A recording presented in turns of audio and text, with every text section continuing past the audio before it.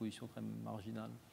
Ce qu'on constate, c'est qu'il y a, comme vous le dites, un renouveau du débat nucléaire européen qui existe notamment dans la presse allemande. Et Wolfgang Ischinger, le président de la conférence de Munich, s'en est fait l'écho. C'est un débat qui aujourd'hui ne doit pas être surestimé.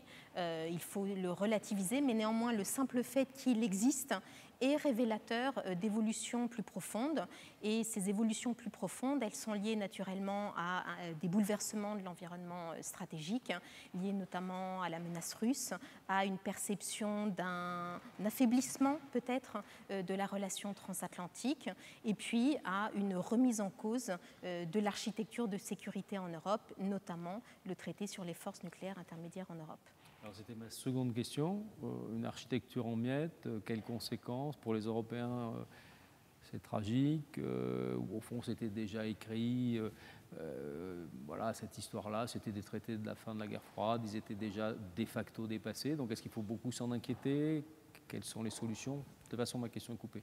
Cet affaiblissement de l'architecture de sécurité en Europe et plus largement au niveau international est préoccupant. Il est préoccupant bien sûr sur le continent européen puisque ces traités, comme le traité sur les forces nucléaires intermédiaires en Europe, avaient garanti la stabilité stratégique. Et donc aujourd'hui, les Européens se retrouvent face à une situation où ce traité est en état de mort annoncée.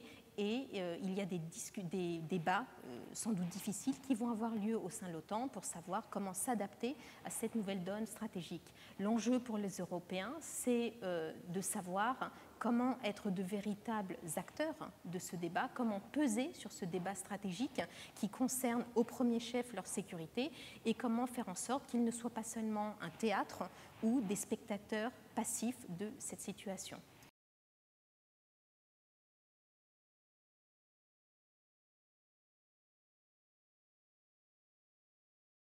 Donc en décembre dernier, le CFR a publié une étude qui fait le point sur l'attitude des pays européens sur la question de la dissuasion nucléaire. Et c'est une étude qui permet de montrer qu'il y a un certain nombre de sujets sur lesquels les Européens sont en fait mal à l'aise et divisés. C'est assez paradoxal puisqu'on est à un moment où les Européens se donnent pour objectif l'autonomie stratégique et que, évidemment, ne serait-ce que du fait de l'évolution de l'architecture de l'ordre de sécurité européen, les questions nucléaires reviennent au premier plan.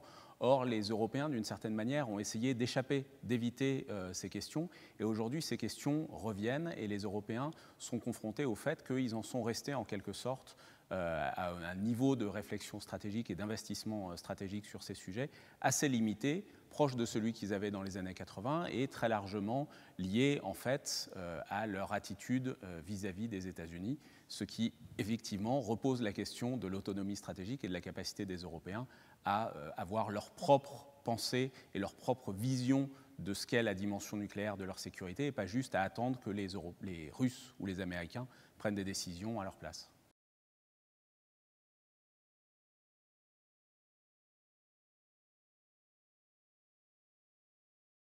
La dissuasion française est vue par les Européens comme étant, après le Brexit, la dernière capacité de dissuasion nucléaire européenne à l'intérieur de l'Union européenne. Évidemment, les Britanniques restent dans l'OTAN et l'OTAN reste le fondement de la capacité de dissuasion qui assure la protection des Européens. Mais évidemment, cette situation-là crée un intérêt, renouvelle l'intérêt. Et c'est notamment à l'aune de cette situation et à l'aune du fait qu'il y a une incertitude sur la garantie de sécurité américaine, notamment sur le plan nucléaire, qu'on voit un débat ressurgir, notamment en Allemagne, sur comment est-ce qu'on pourrait utiliser cette capacité de dissuasion française, cette force de dissuasion française, pour construire une capacité européenne, ou en tout cas européaniser la capacité française. Évidemment, c'est un sujet qui est très délicat et très difficile de prendre de façon isolée, et c'est pour ça qu'il y a un besoin que les Européens travaillent ensemble sur l'ensemble des questions d'abord relevant de leur autonomie stratégique, y compris le conventionnel, et d'autre part sur l'ensemble des questions liées au nucléaire, et pas juste sur la question de la dissuasion et de la capacité de la dissuasion nucléaire à assurer la sécurité des Européens, mais évidemment la dissuasion française, qui est considérée comme une contribuant à la sécurité de l'Europe depuis plusieurs décennies maintenant dans le cadre de l'OTAN, suscite un intérêt à mesure que ces doutes sur la garantie de sécurité américaine augmentent.